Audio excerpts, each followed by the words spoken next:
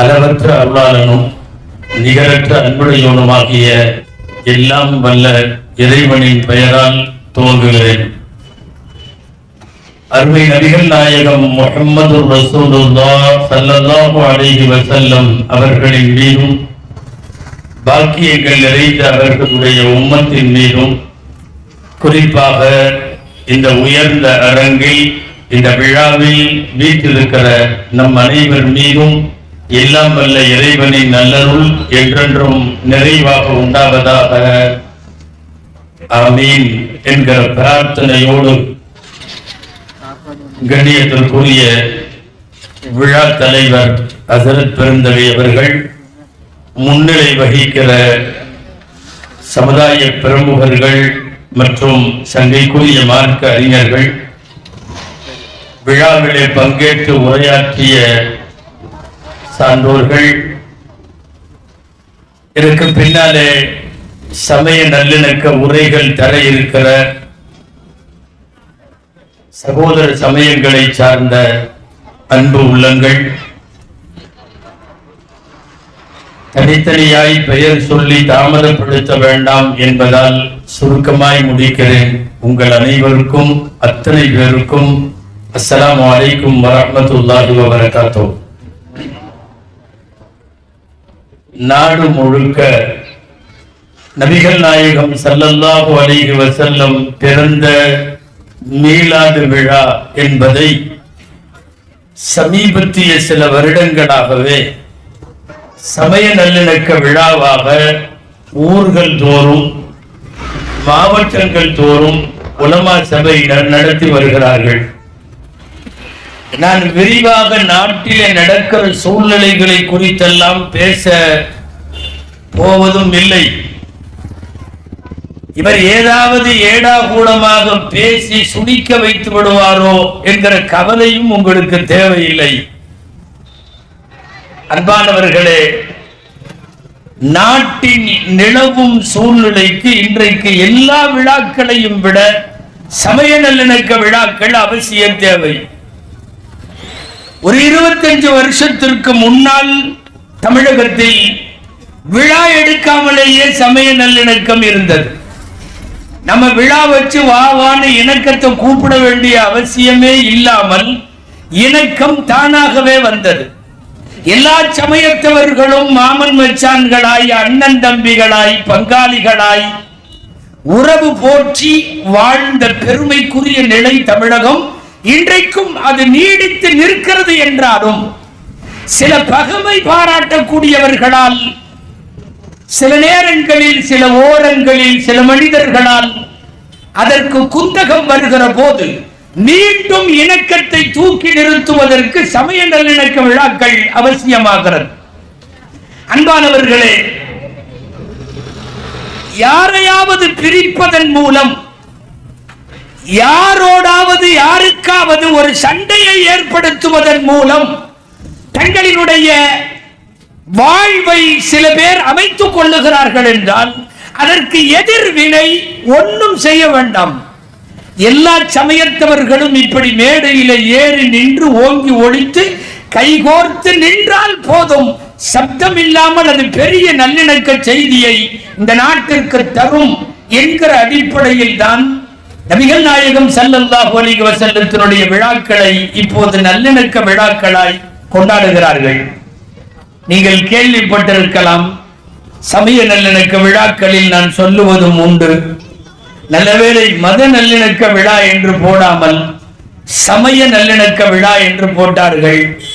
சமயம் என்றால் பக்குவப்படுதல் என்று பொருள், பக்குவப்படுத்துதல் என்று பொருள். ஓடியாடி விளையாடுகிற பிள்ளை வாழ்க்கைக்கு தகுதியானால் அவள் வயதுக்கு வருகிற போது சமைத்து விட்டாள் என்று சொல்லுவோம். அப்படின்னா இனிமேல் விளையாட்டுத்தனம் இருக்காது, அவள் பக்குவமாகிவிட்டாள் என்று பொருளாகும். பச்சை காய்கறிகளாக இருப்பதையெல்லாம் நீங்கள் வீட்டில் கொண்டு வந்து வேக வைக்கிற போது சமையல் என்று சொல்லுகிறீர்கள். அதாவது சாப்பிடும் பக்குவத்திற்கு அது வந்துவிட்டது என்று அதற்கு அர்த்தம். சமையல் என்றாலும் சமையல் என்றாலும் சமயம் என்றாலும் இது எல்லாமே பக்குவப்படுவதற்கு அடையாளம். நான் இன்ன சமயத்தை பின்பற்றுகிறேன் என்று சொன்னால் அவனை அந்த சமயம் பண்படுத்துகிறது என்று பொருள், பக்குவப்படுத்துகிறது என்று பொருள். நன்றாக நாம் நினைவில் வைக்க வேண்டிய ஒரு செய்தி, எந்த சமயமும் சண்டை போட கற்றுத்தராது. சமய கூறுகளில் சண்டைகள் இருக்காது. ஆனால் சமயத்தை தவறாக பயன்படுத்துகிறது யாராக இருந்தாலும் சரி, அவர்களால் தான் பிரச்சனையை தவிர சமயங்களால் இங்கே பிரச்சனை இல்லை. சமயங்கள் எல்லா காலத்திலும் பண்படுத்துபவை, பக்குவப்படுத்துபவை. இஸ்லாத்திற்கு ஒரு நபிகள் நாயகம் என்றால், கிறிஸ்தவத்தில் ஒரு இயேசு பெருமான் என்றால், இந்து சமயத்திலும் நிறைய வந்தார்கள் மனிதர்களை பக்குவப்படுத்த. அடலூர் வள்ளலார், என் ராமலிங்க அடிகளார் போன்றவர்கள், ராமகிருஷ்ண பரமஹம்சர் போன்றவர்கள் நிறைய அமைதியை மாத்திரம் விரும்பிய இந்து சமயத்தின் பெரியார்கள் வாழ்ந்து உழவிய பூமி தமிழகம், இந்த நாடு. எனவே சமயங்கள் பக்குவப்பட சொல்லுகிறது. சில பேர் பக்குவப்படாமல் தன் பாக்கெட்டுகளை பக்குவப்படுத்த, தன் நாற்காலிகளை பக்குவப்படுத்த, தன் அரசியல் இருப்பை தக்க வைத்துக் கொள்ள, யாராவது சண்டை போட வேண்டும் என்கிற அடிப்படையில் மூட்டப்படுகிற சமய சண்டைகள் என்பது சமயத்தின் மீதான குற்றம் அல்ல. அதை எடுத்து தன் லாபத்திற்கு, சுயலாபத்திற்கு பயன்படுத்திக் கொள்ளுகிற சில பேர். அன்பானவர்களே, இங்கே எதிரிலும் சரி மேடையிலும் சரி நிறைய பல்சமய பெரியவர்கள் எல்லாம் இருக்கிறார்கள். இந்தியாவிலே 8 சமயங்களுக்கு இந்தியா தான் பிறப்பிடம், பெர்த் பிளேஸே 8 சமயங்கள் இந்தியாவிலே பிறந்தவை. சில சமயங்கள் வெளிநாடுகளில் இருந்து வந்தவை. இஸ்லாம் வெளியிலிருந்து வந்தது. அதிலே காணப்பட்ட சமத்துவத்தையும் சகோதரத்துவத்தையும் பார்த்து இந்தியாவினுடைய பண்டைய மக்கள் பல பேர் அதை தழுவினார்கள். உங்களுக்கு தெரியுமா, கிறிஸ்தவத்தினுடைய பிறப்பிடம் எது தெரியுமா? உங்களில் சிலர் அறிந்திருக்க முடியாது. இன்றைக்கு போர் பூமியாக இருக்கிற பலஸ்தீனம், இயேசு பெருமான் பிறந்த ஊர் அது. பைத்துல்லஹம், நீங்கள் வரலாற்று புத்தகங்களில் பெத்லஹேம் என்று படிக்கிறீர்களே, பெத்லஹேம் இன்றைக்கு இருப்பது அங்கே பிறந்த கிறிஸ்தவ மதம். ஆனால் இங்கே வந்ததற்கு பிறகு அவர்கள் தங்கள் சேவைகளால், அவர்களினுடைய நடவடிக்கைகளால் ஈர்க்கப்பட்ட பல பேர் கிறிஸ்தவர்களாக இன்றளவும் வாழுகிறார்கள். இதுக்கு நேர் மாற்றம், வெளியிலே இருந்து வந்த மதங்கள் எல்லாம் இங்கே வேகம் பெற்று வளர்கிற அதே நேரம் இங்கே இருக்கிற சில மதங்களுக்கு இங்கே மதிப்பில்லை, ஆனால் வெளியிலே மரியாதை. அன்பானவர்களே, புத்த மதத்தினுடைய பிறப்பிடம் இந்தியா. இந்தியாவிலே புத்த மதத்தை பின்பற்றுபவர்கள் குறைவு. ஆனால் இலங்கையில், வியட்நாமில், இந்தோனேஷியாவில், சுமத்ரா தீவினுடைய அந்த படுகரைகள் அத்தனையும் புத்த மதம். இலங்கையினுடைய சொல்ல போனா ஒரு அபிஷியல் ரிலிஜியன் என்று சொல்லக்கூடிய அளவுக்கு ஆசியாவினுடைய ஓரப்பகுதிகள் எல்லாம் புத்த மதம். ஆனால் புத்த மதம் பிறந்த இடமான இந்தியாவிலே அவ்வளவு பெரிய வரவேற்பை பெறவில்லை. நான் சொல்ல வருவது, எங்கிருந்து வேண்டுமானாலும் மதம் வரட்டும், பிடித்தவர்கள் அவரவர்கள் தங்களின் சமயம் எது ஈர்க்கப்பட்டதோ அதை பின்பற்றுகிறார்கள்.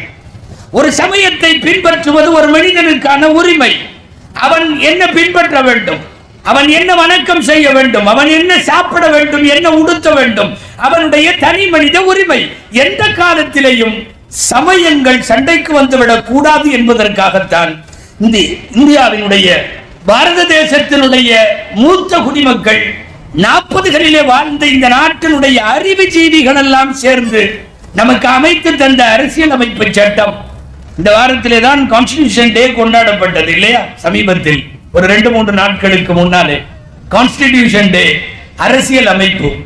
இந்தியாவினுடைய கான்ஸ்டிடியூஷனுடைய பேசிக் ஸ்ட்ரக்சர் என்று சொல்லுகிறோம் அல்லவா, அடிப்படை கட்டமைப்பு, இந்தியாவின் அடிப்படை கட்டமைப்பை ஒரு வரியில் சொல் என்று கேட்டால் செகுலரிசம் என்பதுதான் பேசிக் கான்ஸ்டிடியூஷன்.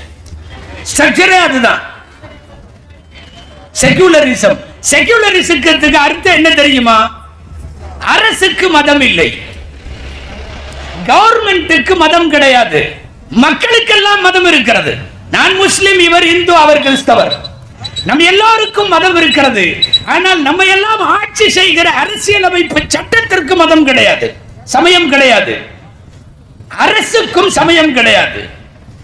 சமய சார்பு இல்லாம, ஏன்னா ஒரு பக்கம் சாய்ந்தால் நாடு கலவரமாகும், நாட்டின் நிலவரம் மோசமாகும். அப்படி ஒரு டிபெண்டட் கவர்மெண்ட் இருந்துவிடக் கூடாது என்பதில், ஒரு சாய்வு நிலை வந்துவிடக் கூடாது என்பதில் நம்முடைய பெரியவர்கள் கவனம் செலுத்தி அமைத்து தந்ததுதான் இந்தியாவினுடைய கான்ஸ்டிடியூஷன், சமய சார்பற்ற தன்மை. அன்பானவர்களே, எல்லாரும் நபிகள் நாயகத்தினுடைய விழாவிலே பேசிக் கொண்டிருக்கிற போது நான் நபிகள் நாயகம் ஸல்லல்லாஹு அலைஹி வஸல்லம் அவர்கள் முன்னெடுத்த இணக்கம், ஏன் அவர்களின் விழா இதற்கு தகுதி பெறுகிறது என்பதையெல்லாம் சில வரிகளில் சொல்லித்தான் ஆக வேண்டும். நபிகள் நாயகம் எந்த மாதிரி அமைதியை விரும்பிய தலைவர், ஏன்னா குற்றச்சாட்டை சர்வசாதாரணமா சர்வதேச அளவிலே தொடர்ந்து சொல்லிக் கொண்டே இருக்கிறான். அதனாலே அப்படிப்பட்ட விஷமத்தனமான கருத்துக்களை பரப்புவர்களுக்கு நபிகள் நாயகம் யார் என்று சொல்ல வேண்டும். அதாவது நபிகள் நாயகம் வருகைக்கு முந்தைய அரபு நாடு, நல்லா தெரிஞ்சுக்கணும், அவங்க எல்லாம் சாப்பிடாம கூட இருந்துருவாங்க, சண்டை போடாம இருக்க மாட்டாங்க. சண்டை எப்போதும் நடக்கும். சண்டை இல்லாம இருந்தா நம்ம சொல்லுவோம் இல்லையா, கையெல்லாம் பரபரங்குது. அவனுக்கு அந்த வாழை எடுக்கலன்னா சாப்பாடு இறங்காது. ஏதாவது சண்டை போடணும். குலப்பெருமைக்கோ கோத்திர பெருமைக்கோ கொள்ளையடிப்பதற்கோ எவன் சொத்தையாவது எடுப்பதற்கோ நானா நீயா என்று காட்டுவதற்கோ மொத்தத்தில் சண்டை சமூகம் அது. அந்த சண்டை சமூகத்திலே பிறக்கிறது இந்த முகம்மது என்கிற சமாதான புறா. என்ன செய்கிறார்கள் தெரியுமா? சண்டை போட்டவனை எல்லாம் கூப்பிட்டு சமரச பேச்சுவார்த்தை. மக்காவிலும் 13 வருஷம் அதுதான் நடந்தது, மதீனாவிலேயும் 10 வருஷம் அதுதான் நடந்தது. 500 வருஷமாக தங்களுக்குள் மோதி கொண்டிருக்கிற 2 தரப்பாரை அழைத்து மீண்டும் மீண்டும் அமர்ந்து பேசி முடித்து அவர்கள் சகோதரர்களாக மாறிப்போன விந்தை முஹம்மது என்கிற அற்புதத்தினுடைய ஒரு மிகப்பெரிய சான்று. முஹம்மதுவால் மட்டும்தான் அது சாத்தியப்பட்டது. எப்படிப்பட்ட சண்டைக்காரனையும் கை குலுக்க வைத்து விடுகிற, தோளில் கை போட்டு விடுகிற, சண்டையை ஓய்த்த, சண்டை இல்லாத அமைதி பூமி என்று நபிகளார் வருகைக்கு பின் அந்த பூமி மாறி போனதல்லவா?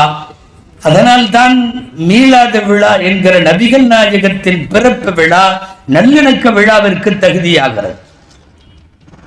இன்னொன்றும் சொல்ல வேண்டும், எம்பெருமானார் ஸல்லல்லாஹு அலைஹி வஸல்லம், ஏன்னா நிறைய பேர் வரலாறுலயே தப்பா எழுதி வைக்கிறான். நபிகள் நாயகம் நிறைய வன்முறை எல்லாம் செஞ்ச தலைவருங்கிறான். இஸ்லாம் வாளால் பரவியதுன்னு எழுதி வச்சிருக்கான் சில பேர். ப்ரொஃபசர் கே ஹிட்டின்னு ஒருத்தர் இருக்கார், மிகப்பெரிய ஆய்வாளர், கிறிஸ்தவ பேரறிஞர், ஆய்வாளர், வரலாற்று ஆய்வாளர். அவர் இஸ்லாம் அட் த கிராஸ் ரோடு அப்படின்னு ஒரு புத்தகம். இந்த புத்தகத்தில் அவர் எழுதுறாரு, இந்த பூமியில 800 வருஷமா ஒரு பொய் சொல்றானுங்க. 800 வருஷமா என்ன பொய்னா, இஸ்லாம் வாழால் பரவியதுன்னு சொல்லி பொதுவா ஒரு தியரி இருக்கு நாட்டுப்புறத்துல. என்னன்னா, ஒரு பொய்யை திரும்ப திரும்ப சொல்லிட்டே இருந்தா உண்மையாயிரும். திரும்ப திரும்ப நல்லா தாங்க ரோட்ல ஒருத்தர் போயிட்டு இருப்பாரு, திண்ணையில உட்கார்ந்து இருக்கிறவன் என்ன மூஞ்சி ஒரு மாதிரி இருக்குமா, நல்லா தான் இருந்திருக்கும், கிளப்பி விடுவான் அவனா. அவர் டிஸ்டர்ப் ஆக மாட்டார். அப்போ கொஞ்ச தூரம் போன உடனே இன்னொருத்தனும் அதையே, ஏன் என்னாச்சும்மா, முகம் சரியில்லையம்மா, லேசா டவுட் வரும். இப்படியே இங்க தெருவை கிடக்கிறக்குள்ள 10 பேரும் உன் மூஞ்சி சரியில்லைன்ட்டான்னா அவன் நேரா கண்ணாடி முன்னாடி போய் நின்றுவான். என்ன ஆச்சு நமக்கு? ஒரு பொய்யை திரும்ப திரும்ப சொல்லுவதால் ஓரளவு உண்மையாகிவிட முடியும் என்கிற இந்த ஒரு சித்தாந்தத்திலே வாளால் பரவியதுங்கிறான். நான் பொது சமூகத்திடம் ஒரு செய்தி வைக்கிறேன். பெருமானார் ஸல்லல்லாஹு அலைஹி வஸல்லம் என்கிற நபிகள் நாயகம் போரிலே பங்கேற்றார்கள், உண்மை. மொத்த வாழ்க்கை 63 வருஷம். 63 வருஷ வாழ்க்கையில் 55வது வயது வரை கையில வாழ தூக்கவே இல்லை. ஏங்க, ஒரு மனிதனுடைய வாழ்க்கையில 63 வருஷம், 55வது வயசு வரைக்கும் எந்த யுத்தத்துக்கும் போகல, எந்த சண்டையும் நடக்கல, எந்த வாளையும் கையில எடுக்கல. முதலாக அவர்கள் தற்காப்புக்காக வேண்டி தன்னை மீண்டும் மீண்டும் அடிப்பவனிடம் இனிமேல் குனியக்கூடாது என்று முடிவெடுத்து கொட்ட குடிப்பது கோழைத்தனத்திற்கு அடையாளம் என்று சொல்லி மைதானத்திற்கு அவர்கள் வருகிற போது வயசு 55. அந்த இடத்திற்கு பத்ர் மைதானம் என்று பெயர். ரசூலுல்லாஹ்வுடைய வாழ்க்கையில சந்திச்ச முதல் போர் அது. நான் கேட்கிற 63 வருஷத்துல 55 வயசு வரைக்கும் சண்டை போடுறவனை எல்லாம் கூப்பிட்டு சமாதானம் பேசிட்டே இருந்த ஒருத்தர் தற்பாதுகாப்புக்காக வேண்டி தள்ளாடுகிற முதுமையை தொட்டுவிட்ட இறப்பை நெருங்கி கொண்டிருக்கிற காலத்தில் வாள் எடுத்து கொண்டு வந்தார்னா இவன் உடனே வாளால் பரவி என்ற வரலாறு எவ்வளவு தூரம் அது புனைவு என்று நமக்கு புரிய வேண்டும். எவ்வளவு தூரம் அது ஒரு இட்டு கட்டப்பட்ட செய்தி என்பது புரிய வேண்டும். சண்டை பூமியை சமாதானமாய் ஆக்கியதால் நபிகள் நாயகம் விழா மட்டும்தான் அந்த இணக்கத்திற்கு தகுதியான விழா என்பதை நான் அழுத்தமாய் இந்த மேடையில் பதிவு செய்வேன். அன்பானவர்களே, நபிகள் நாயகம் வாழுகிறார்கள். அவர்கள் வாழுகிற அதே ஊர். சிலைகளை வணங்கக்கூடிய முஷ்ரிக்குகள் என்று சொல்லக்கூடியவர்கள் வாழுகிறார்கள். கடவுளே இல்லை என்று சொல்லக்கூடிய இறை நிராகரிப்பாளர்கள் வாழுகிறார்கள். ஒரு பெரிய சமூகமாக யூதர்கள் கூடவே வாழுகிறார்கள். கிறிஸ்தவர்கள், குறிப்பாக நஜ்ரானுடைய கிறிஸ்தவர்கள் என்று குர்ஆனும் ஹதீஸும் பேசுகிற ஒரு பெரும் கிறிஸ்தவ சமூகம் வாழுகிறது. இதையெல்லாம் தாண்டி நெருப்பை வணங்குகிற மஜூசிகள் என்பவர்கள் வாழுகிறார்கள். இவ்வளவு பேரும் வாழுகிறார்கள். நடுவில் நாயகமும் வாழுகிறார்கள். அடுத்த சமயத்தின் இருப்பை ஏற்பதுதான் உயர்ந்த நல்லிணக்கம். நீங்கள் நன்றாக இந்த வார்த்தையை குறித்துக் கொள்ள வேண்டும். நான் மட்டும்தான் இருப்பேன், நீங்கள்லாம் வெளியே போ. நான் மட்டும்தான் இருப்பேன், இது என்னுடைய நாடு, முஸ்லிம் நாடு, நீ அத்தனை பேர் வெளியே போ. அல்லது இது கிறிஸ்தவ நாடு, மற்றவங்க எல்லாம் வெளியே போ. அல்லது இது இந்துக்களின் நாடு, மற்றவங்க எல்லாம் வெளியே போ. நாடு விளங்காம போயிடும். அன்பானவர்களே, பிற சமயத்தின் இருப்பை ஏற்குதல் என்பதுதான் உச்சகட்ட சகிப்புத்தன்மை. நபிகள் நாயகம் வாழுகிற போது இந்த பன்மை சமூகம் வாழ்ந்தது, பல்லின சமூகம் வாழ்ந்தது.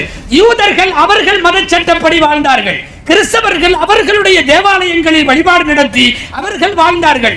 மஜூசிகள் நெருப்பை வணங்கினார்கள். எல்லாம் எப்படி நடக்கும்? அங்கிருக்கிற மெஜாரிட்டியினுடைய ஒரு தலைமை கொஞ்சம் இணக்கத்தோடு இருப்பதால் தான் அவரவர்கள் வழிபாட்டு பிரகாரம் வாழ அனுமதிப்பது ஒரு பெருந்தன்மை. அந்த பெருந்தன்மை பெருமானாருக்கு உண்டு, நபிகள் நாயகம் ஸல்லல்லாஹு அலைஹி வஸல்லம் அவர்களுக்கு உண்டு. மீண்டும் மீண்டும் ஒரு தவறை சொல்லி அதை உண்மையாக்க முனைகிற ஒரு காலச்சூழல் இருப்பதால் தான் உலகம் முழுக்க நல்லிணக்கத்தை பற்றி நாம் அதிகம் பேச வேண்டிய சூழ்நிலை. சில நேரம் நல்லிணக்கத்தை பேசினாலும் 4 பேர் திட்டிட்டு இருப்பான். நாம இங்க மேடையில இந்து சகோதரர்கள், கிறிஸ்தவ சகோதரர்கள், பல்வேறு அமைப்புகளை சார்ந்த பிரதிநிதிகள் நாம எல்லாம் உட்கார்ந்துருக்கோம்ல. இதே மாதிரி வேற ஒரு இடத்துல 4 பேர் உட்கார்ந்து திட்டிட்டு இருப்பான். இவங்க எல்லாம் ஏன் ஒன்னா உட்கார்றானுங்க? ஏன்னா ஒன்னா உட்கார்ந்தா அவங்களுடைய முன்னேற்றத்துக்கு ஏதாவது பிரச்சனையா இருக்கலாம். இவங்க நம்ம ஒன்னா உட்கார்றதுங்கிறது அவங்களுக்கு பிடிக்க மாட்டேங்குது. மீண்டும் மீண்டும் இவர்களெல்லாம் இணையக்கூடாது என்பதில் கவனம் செலுத்துகிற தீய சக்திகளுக்கு இடையில் இணைவோம். இந்த நாட்டில் எல்லா சமயத்தவர்களும் சொல்லிக் கொடுத்தது போல் இந்த நாட்டில் இருக்கிற எங்களுக்குள்ள பாகுபாடு இல்லை. சமயங்கள்ல நாங்க அண்ணன் தம்பிகள். எங்கள் பிரியாணியை சாப்பிடுகிற அந்த சமயத்தை சார்ந்தவர்களும் அவர்களின் பலகாரங்களை சாப்பிடுகிற முஸ்லிம் பாய்களும் இன்றைக்கும் இருக்கிறார்கள்.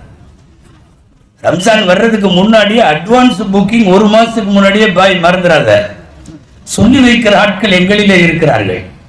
உன் பண்டிகையின் போது என்னை நீ கவனிக்கவில்லை என்று பேசக்கூடிய பெருந்தன்மைக்குரிய சகோதரர்கள் இங்கே இருக்கிறார்கள். இந்த நாட்டிலே அந்த நாடு, இந்த நாடு, அந்த மொழி, இந்த மொழி, அந்த ஜாதி, இந்த ஜாதி, இந்த நிறம், எல்லாவற்றையும் தாண்டி ஒரு இந்தியாவின் இணக்க சமூகம் இன்றைக்கும் வாழுகிறது. சிந்து நதியின் மிசை நிலவினிலே சேரணன் நாட்டிலும் பெண்களுடனே சுந்தர தெலுங்கினில் பாட்டி செய்து தோணிகள் ஓட்டி விளையாடி வருவோம் பாடியவன் பாரதி.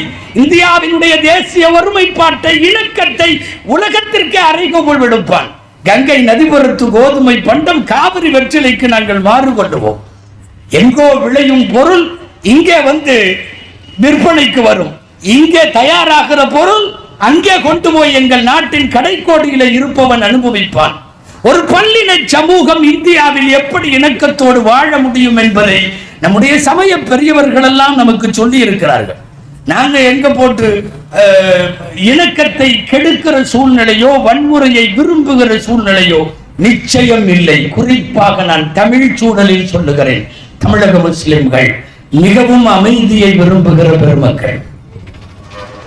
தமிழகத்தில் இருக்கின்ற அமைதியை விரும்புகிற இந்து சமயத்தின் சகோதரர்களும் மிகவும் அமைதியை விரும்புகிற கிறிஸ்தவ சகோதரர்களும் நன்றாகத்தான் நாங்கள் வாழுகிறோம். தயவு செய்து சொல்லுகிறோம், சண்டையை விரும்பும் யாரும் இடையில வராதீர்கள். எல்லாருமே அவன் மதத்தை தூக்கிட்டு இது எங்க நாடுன்னு சொல்ல ஆரம்பிச்சான்னா எங்க போறது? நம்ம ஆரம்பத்தில் அறிமுகப்படுத்துறப்ப அசீம் மஸ்லை சொன்னாரு, அஜரத்தோட பயான டிக்டாக் பண்றாங்க. வேற ஒன்னும் டிக்டாக் பண்ணல, மெயினா ஒரே ஒரு 2 வரியை டிக்டாக் பண்ணி அது ரொம்ப வைரல் ஆச்சு. என்னன்னா, எங்களை எல்லாம் பாகிஸ்தானுக்கு போன்னு சொல்லிட்டே இருக்கியே, எங்களுக்கு என்ன மாமியா கூட அங்க இருக்குதுன்னு கேட்டேன். இல்ல உண்மை நான் இன்றைக்கும் கேட்கிறேன், எங்களுக்கு என்ன மாம மச்சானா மாமியா ஊடா? நாங்க எதுக்கு போகணும்? இந்த நாட்டினுடைய இந்திய ரத்தம் எங்கள்கிட்ட இருக்கு. 200-250 வருஷ காலம் சுதந்திர போராட்டத்திற்கு இந்த நாட்டில் போராடியவனாங்க. நான் அங்க போறதுக்கா இங்க பாடுபட்டேன். உங்களுக்கெல்லாம் தெரியுமா, இங்கே ஆலிம்கள் சேர்ந்து நடத்துகிறார்கள். இவர்களுக்கு உலமாக்கள் என்று பெயர்.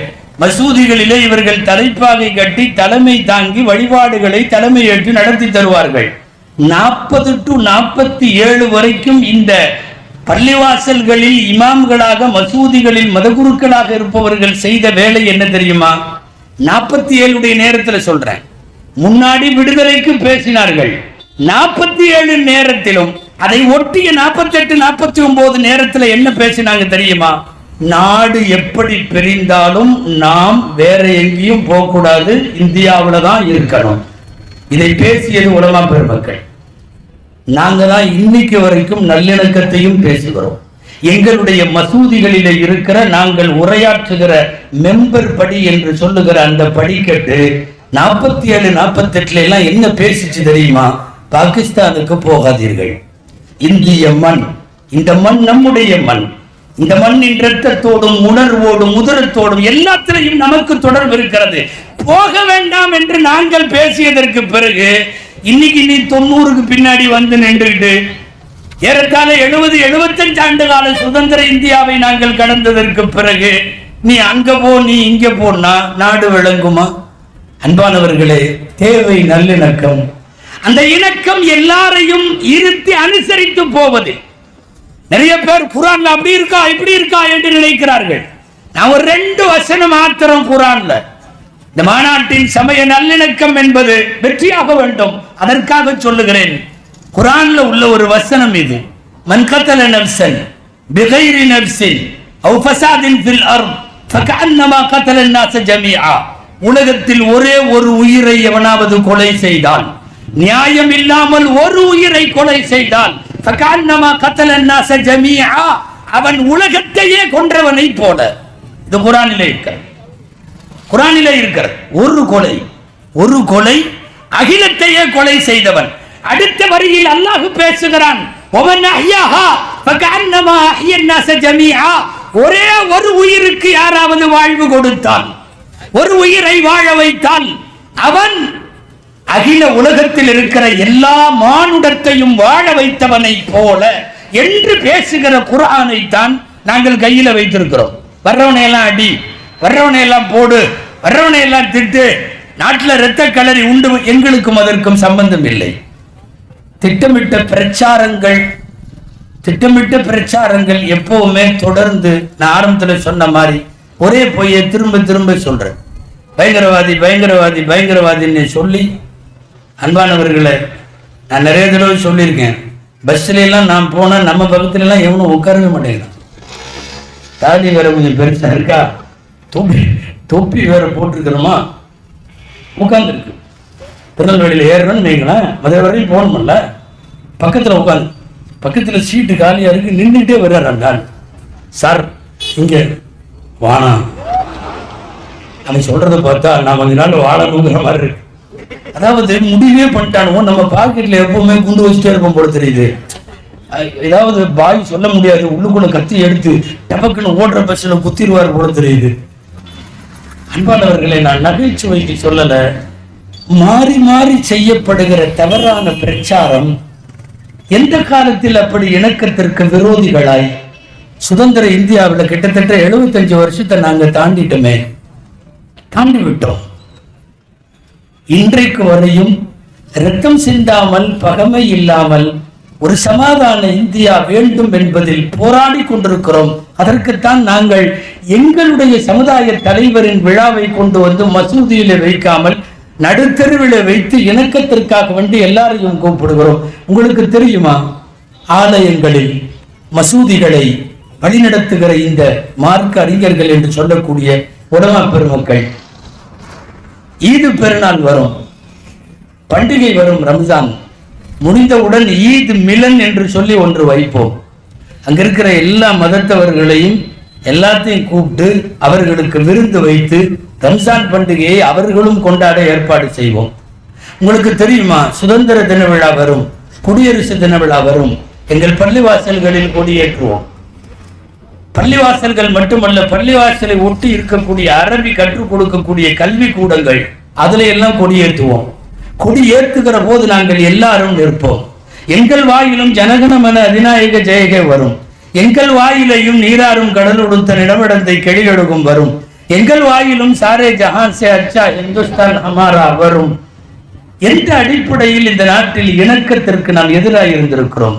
எங்கள் மசூதிகளில் பண்டிகையின் போதும் எல்லா சமயத்தவர்களும் வாருங்கள் என்று அழைக்கிறோம். மீலாது விழாக்களில் அழைக்கிறோம். ஏன், ஆங்காங்கே புதிய பள்ளிவாசல் கட்டப்பட்டு தமிழகத்தில் சில இடங்களில் திறப்பு விழாக்கள் நடக்கிற போது முன் வரிசையில நின்று திறப்பு விழாவில் சீர்வரிசை கொடுப்பது யார் தெரியுமா? இந்த நாட்டின் பூர்வ குடியில இருக்கக்கூடிய இந்து சகோதரர்கள். ராமநாதபுரம் மாவட்டத்துல நிறைய பள்ளிவாசல்கள் நீங்கெல்லாம் ஊடகத்தில் நிறைய பார்த்திருப்பீங்க. என்னன்னா, ஒரு ஊர்ல கட்டப்பட்ட பள்ளிவாசல், அந்த ஊர்ல இருக்கிற இந்து சகோதரர்கள்லாம் சேர்ந்து எல்லாரும் தட்டு எடுத்துட்டு வந்து 30 தட்டு எதுக்குன்னா மசூதிக்கு சீர் கொடுக்க வருகிறார்கள். வந்த அத்தனை பேரும் இந்துக்கள். அந்த பள்ளியின் திறப்பு விழாவிலையும் நான் பேசினேன். இந்த கலாச்சாரம் இருக்கிற வரை இந்தியாவை எவனும் ஒன்றும் செய்ய முடியாது. ஒரு மசூதி உருவாக்குவதில் இல்ல, நாங்க மசூதியிலையும் என்ன பண்றோம் தெரியுமா? இந்த ஊர்ல இருக்கான்னு தெரியல, காலையிலையும் மாலையிலையும் எல்லா மதத்துக்காரங்களும் ஓதி பார்க்கறதுக்கு வருவாங்க. இருக்குல்ல, இந்த ஊர்ல வர்றாங்க.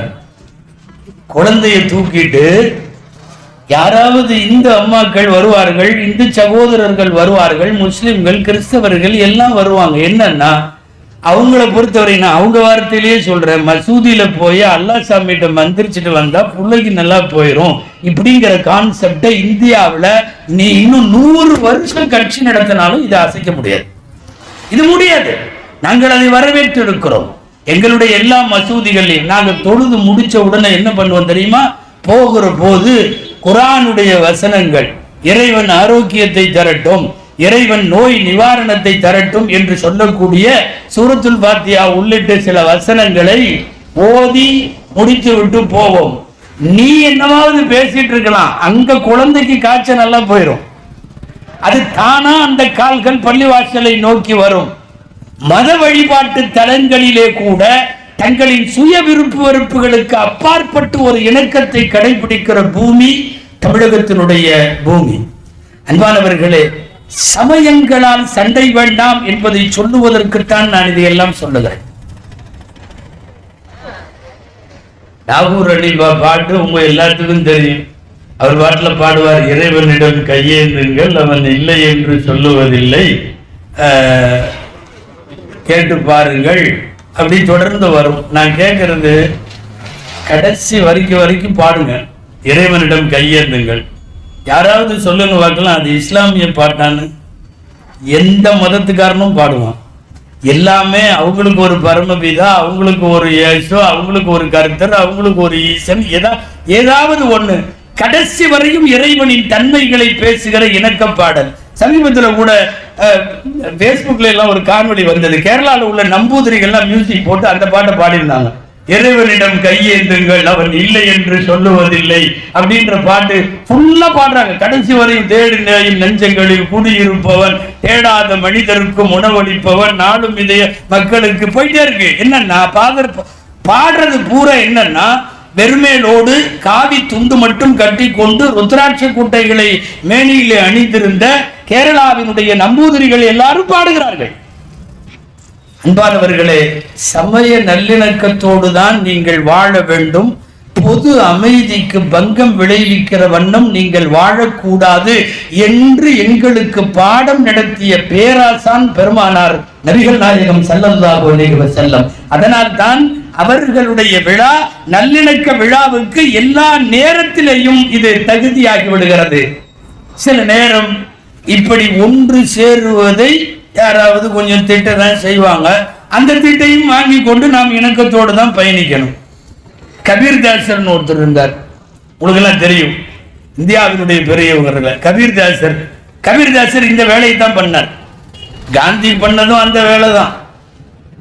நவகாலியில ஏற்பட்ட இந்தியாவை துண்டாக்குகிற கலவரத்தின் போது காந்தி அங்கே போனது ரெண்டு பேர்த்தையும் ஒன்னாக்கணும், சண்டை போடுறவங்களை சரியாக்கணுங்கிறதுக்காக தான். கபீர்தாசர் எழுதி குவித்தார், இந்து முஸ்லிம் ஒற்றுமை வேண்டும், இந்து முஸ்லிம் ஒற்றுமை வேண்டும். என்ன ஆச்சுன்னா, ரெண்டு பேரும் சேர்ந்து அவரை திட்டினான். நீ எல்லாம் ஒன்னு சேரணுங்கிற, நீ உருப்பிடுவியா அப்படின்னு சொல்லி கபீர்தாசரை திட்டினானு. கபீர்தாசர்கிட்ட போய் யாரும் சொன்னாங்க, நீங்க ஒன்னாகணும் சொல்றீங்க, அவங்க எல்லாம் உங்களை திட்டுறாங்க. அவர் சொன்னாரு, சரி விடுப்பா, திட்டுறதுலயாவது அவனுக்கு ரெண்டு பேரும் ஒன்னா இருக்கான்ல. பொதுவா ஒரு சப்ஜெக்டா அவன் என்ன எடுத்துட்டு அவன் திட்டுறதுலயாவது ஒன்னா இருக்கான்ல, சந்தோஷப்பட விடு. இந்த நாட்டில் இன்டலெக்சுவல்களாக நம் கண்ணுக்கு தெரிகிற, அறிவுஜீவிகளாக, தொலைநோக்கு பார்வை உடையவர்களாக நம் கண்ணுக்கு தெரிகிற எல்லாருமே ஆல்மோஸ்ட் ஒற்றுமைக்காக, குறிப்பாக சமயங்களின் ஒற்றுமைக்காகத்தான் அவர்கள் எல்லாம் பாடுபட்டார்கள். சமயங்களில் தாக்கப்படுகிறோம், இணக்கத்திற்காக கூட தாக்கப்படுகிறோம். இணக்கத்திற்காக இப்போ லாஸ்ட் நடந்த ஈத் மிலன், ரம்ஜான் பண்டிகையை ஒட்டி அமெரிக்க அதிபர் வெள்ளை மாளிகையில ஒரு ஈத் மிலன் நடந்தது. வருஷம் நடக்கும். அது ஒரு ஃபார்முலா, அப்படியே ஒரு வழக்கம் வைத்திருக்கிறார்கள். அந்த அமைச்சரவையினுடைய புரோட்டோகால் அது. எல்லா பண்டிகைகள்லையும் அப்படி ஒரு வாழ்த்து சொல்றதும் ஒரு இது பண்றது. அதுல உட்கார்ந்து ஜோ பைடன் ரம்ஜான் விருந்து, பண்டிகை விருந்து சாப்பிட்டு அவர் பேசினார். ஜோ பைடன், நீங்க இன்னைக்கு யூடியூப்ல அடிங்க இருக்கு, இணையதளங்கள்ல அடிங்க இருக்கு, Joe Biden speech at Eid Milan அப்படின்னு போட்டு சர்ச் பண்ணுங்க. அதுல வருது, ஜோ பைடன் பேசுறாரு, பல்வேறு நாடுகளில் அந்த நாடுகளுக்காக அதிகம் ரத்தம் சிந்தி பாடுபட்டவர்கள் முஸ்லிம்கள். சொல்றது ஜோ பைடன். நீங்க ஏதோ இங்க இருக்கிற உலமாக்கள் சொல்றாங்கன்னு நினைக்க வேண்டாம். சொல்லிட்டு அவர் சொல்றாரு, அதே சமயம் பாடுபட்ட நாடுகளிலேயே மிக மோசமாக நடத்தப்படுபவர்களும் முஸ்லிம்கள். நான் உங்க சிந்தனைக்கு விட்டுறேன். அவர் என்ன சொல்ல வர்றார், எதுக்கு சொல்ல வர்றார், அவர் மனசுல என்ன நினைச்சிருக்கார், அதெல்லாம் தேவையில்லை. மொத்தத்தில் இது உண்மை. ஒரு நாட்டை கட்டமைக்க, அந்த நாட்டை மீட்டெடுக்க, அந்த நாட்டின் அடிமைத்தனத்தில் இருந்து அதை மீட்டு கொண்டு வர மிகப்பெரிய போராட்டங்களை நடத்தியவர்களும் முஸ்லிம்கள். ஆனால் அப்படி ஒரு உருப்பட்டதற்கு பிறகு அந்த நாட்டில் நீ எங்களுக்கு ஆகாதவன் என்று சொல்லக்கூடிய விஷயங்கள் நடப்பதும் இதே இடத்தில் தான். அன்பானவர்களை, நான் எல்லா சமயத்தவர்களுக்கும் சொல்லுகிறேன், இந்த நாடு அமைதியான நாடு. உங்களுக்கு தெரியுமா, பிரிட்டிஷ்ல இருந்து சோல்ஜர்ஸ் வந்தாங்க, ராணுவ வீரர்கள். கிழக்கிந்திய கம்பெனியிலிருந்து நீங்க வரலாறு தொடங்குனீங்கன்னா பெரிய அளவுல ராணுவ வீரர்கள் வந்தார்கள். மறுபக்கம் என்ன தெரியுமா, பாதிரிகளும் வந்தார்கள். நாம 47 வரைக்கும் போராடிட்டு நம்ம என்ன பண்ணோம் தெரியுமா, ராணுவ வீரர்களை எல்லாம் திரும்பி போயிருந்தோம். ஆனா பாதிரியார்களை நீங்க இங்கேயே இருங்கட்டோம். ஏன்னா அந்த பாதிரிகள் பல பேர் இங்கே நடத்திய கல்வி பணியும் மருத்துவ பணியும், அவர்கள் நடத்திய கான்வென்ட் ஸ்கூலுகள், அவர்கள் நடத்திய ஹாஸ்பிட்டல்ஸ், அவர்கள் எடுத்துக்கொண்ட சோசியல் சர்வீசஸ் என்ன ஆச்சுன்னா, ராணுவ வீரர்களை துரத்திய இதே இந்திய நாடு அந்த பாதிரிகளை மட்டும் வைத்துக் கொண்டதற்கு என்ன காரணம், இங்கே எங்களுக்கு துப்பாக்கியை தூட்டி மிரட்டுபவர்கள் தேவையில்லை, எங்களை அன்பாய் பேசுபவர்கள் தேவை. இன்னைக்கு வரலாறு தப்பா பேசுறாங்க, வரலாறு தப்பா மாத்துறாங்க. இங்க யாரும் பயப்பட வேணாம். அஜர்த்தி ஏதாவது ஒரு பேர் சொல்லுவாரு, சத்தியமா சொல்ல மாட்டேன். அப்ப நான் அவ்வளவு பயப்படுறீங்களா? சொல்லாமலேயே நாட்டுக்கு யார் யார் என்னவென்று எல்லாருக்கும் தெரியும். நான் பொதுவா சொல்றேன், அன்பானவர்களே, இந்த நாட்டில் அமைதியை விரும்பக்கூடியவர்களாக இருக்கக்கூடியவர்கள் எல்லாம் இன்றைக்கு தவறான தலைவர்களாக. அவுரங்கசீபை பற்றி எக்கச்சக்கமாக எழுதுகிறார்கள். நான் அவருடைய வரலாற்றில் சில வரிகளை மட்டும் தொட்டால் சத்தியமாக சொல்லுகிறேன், இந்துக்கள் கண்ணீர் விட்டு அழுகுவார்கள், கிறிஸ்தவர்கள் கண்ணீர் விட்டு அழுகுவார்கள். அப்படிப்பட்ட ஒரு மாமனிதன். ஆனா வேறு நிறம் பூசப்பட்ட வரலாறு இன்றைக்கு காட்டப்படுகிறது. நான் கேட்கிறேன், ஒரு இந்தியாவினுடைய வரலாறு ஒன்னால ஒரு கிறிஸ்தவ மதத்தில் இருக்கிற அன்னை தெரசாவை விட்டுட்டு ஒரு இந்தியா வரலாறு நீ எழுத முடியுமா? ஒரு திப்பு சுல்தானை தவிர்த்து விட்டு ஒன்னால ஒரு இந்திய வரலாறு எழுத முடியுமா? ஆனால் அவர்களெல்லாம் கூட இன்றைக்கு துரோகிகளாக சித்தரிக்கப்படுகிற அவலம் வருகிற போதுதான் சமய நல்லிணக்க மேடைகளுக்கு இன்றைக்கு அவசியம் வந்திருக்கிறது. திப்பு சுல்தான் சொல்ல போன பிறந்தது தமிழகத்தில், தெரியுமா? கர்நாடகத்துக்காரர் என்று தூக்கி வைத்துக் கொள்ளாதீர்கள். பிஎம் அவங்களுடைய தாயார் கர்ப்பஸ்திரியாக இருக்கிற போது நாடு பிடிக்கிற போர்கள் செய்து கொண்டு வந்த ஹைதர் அலி ஆற்காட்டுக்கு பக்கத்துல இன்னைக்கும் திப்பு சாஹிப் தர்கா அப்படின்னு அங்க ஒரு தர்கா இருக்கு. தர்காவுக்கு பேர் திப்பு சாஹிப் தர்கா. நீங்க தர்கால திப்பு அடங்கியிருக்காருன்னு நினைச்சுக்க வேணாம். அந்த தர்காவுல திடீர்னு பிரசவ வழி வந்த உடனே அந்த அம்மாவை கொண்டு போய் அந்த தர்காவுக்குள்ள உட்கார வச்சாங்க. திப்பு சுல்தானுடைய அம்மாவை சொல்றேன் நான். பிரசவ வழி அங்கே வந்து அந்த தர்காவின் வளாகத்திலே தான் பிள்ளை பெற்றெடுத்தவுடன் ஹைதர் அலி இங்க அடங்கி இருக்கிற ஒரு பேர் என்னன்னு கேட்டாங்க. இவர் திப்பு மஸ்தான் தர்கான்னு சொன்ன உடனே திப்புன்னு சொல்லி தன் மகனுக்கு பிறந்த உடனே பெயர் வைத்த இடம் தமிழகத்தின் வடார்காடு மாவட்டம். இந்த நாட்டில் இந்த மண்ணுக்கு சொந்தக்காரர்கள் கடைசி வரை துரோகத்தால் கொல்லப்பட்டவன் திப்பு சுல்தான். வரலாறுகள்ல நிறைய பெரியவங்களை சொல்லிக்கிட்டே வந்தனே. தொழுநோயாளிகள் பக்கத்துல எவனும் போக மாட்டாங்கிற நேரத்துல போய் அவன் தொழுநோயை இரத்தத்தையும் வழியும் சீளையும் சுத்தப்படுத்தி கட்டு போட்டு அவனுக்கு சோறு ஊட்டி விட்டது அன்னை தெரசா. தெரசாவின் வரலாறுகளை நான் படித்திருக்கிறேன். பிளைட்ல அங்கங்க வெளிநாடுகளுக்கு போய்விட்டு வருகிற போது பிளைட்ல இறங்குறப்போ எல்லாரும் இறங்கினவொன்னு கடைசியா இறங்குவாங்க. அந்த அம்மா முன்னாடி போலாமல்ல, போக மாட்டாங்க, கடைசியா இறங்குவாங்க. என்னன்னா லாஸ்டா இறங்கினவொன்னா அந்த ஏர் ஹோஸ்டஸ் இருக்காங்களே அவங்கள்ட்ட போய் சாப்பாட்டுல மிச்சமானதை எல்லாம் கொடுங்களேன், நான் எடுத்துட்டு போறேன், எங்கிட்ட சில ஆதரவற்றவர்கள் இருக்காங்கன்னு சொல்லி தன்னுடைய துணியில பிளைட்ல நம்மெல்லாம் சாப்பிட்டு தட்டுல மீதி ஆகுமா இல்லையா, அதை இப்படி முந்தானையில ஏந்திட்டு வந்து மகாராஷ்டிராவினுடைய தொழுநோயாளிகளுக்கு தன் கையால ஊட்டி விட்டவர் தெரசா. நான் கேட்கிறேன், இந்து இஸ்லாமிய பெரியவர்கள் இங்க வேணாம், கிறிஸ்தவ பெரியவர்கள் இங்க வேணாம், சீக்கிய ஜெயின சமண எத்தனை சமயமாக இருந்தாலும் அவங்க யாரும் வேணாம் என்று சொல்லிவிட்டால் நாடு சுடுகாடாகிவிடும். நாடு சுடுகாடாகிவிடும். நான் ஒவ்வொரு சமயத்தின் பெரியவர்களும் இந்த நாட்டிற்கு பட்ட பாட்டையும் இங்கே இருக்கிற இணக்கத்திற்கு அவர்கள் மேற்கொண்ட வாழ்வையும் பேச துவங்கினால் வரலாறு நீளும்.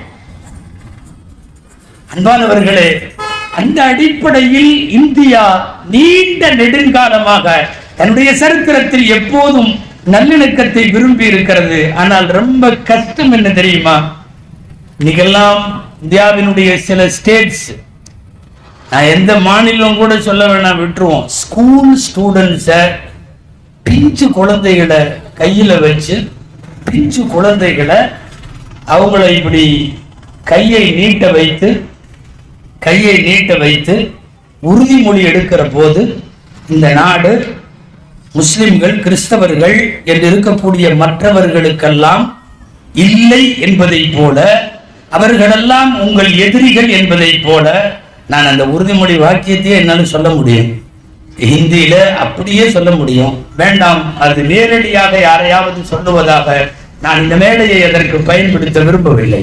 அன்பானவர்களை, பச்சிலம் பிஞ்சு குழந்தைகள், 5 வயசு குழந்தைகிட்ட விஷத்தை விதைக்கிறீர்களே, இந்த வரலாறு இப்படி மாற்றப்படுவது நல்லிணக்கத்திற்கு எவ்வளவு எதிரானது? தயவு செய்து சொல்லுகிறேன், சொல்லிக் கொடுங்க தாராளமா. இந்து சமயத்தில் நிறைய பெரியவர்கள் அமைதிக்கு பாடுபட்டவர்கள் இருக்கிறார்கள். அவர்கள் வரலாறுகளை குழந்தைகளுக்கு சொல்லிக் கொடுங்க. கிறிஸ்தவ மதத்தின் பெரியவர்களை சொல்லிக் கொடுங்க. இஸ்லாமிய பெரியவர்களை எல்லாம் சேர்ந்து உருவானதுதான் இந்தியா. இந்தியா என்பது ஒருமை அல்ல, இந்தியா என்பது பன்மை. இந்தியா என்பது ஒருமை சமூகம் அல்ல, அது பன்மை சமூகம்.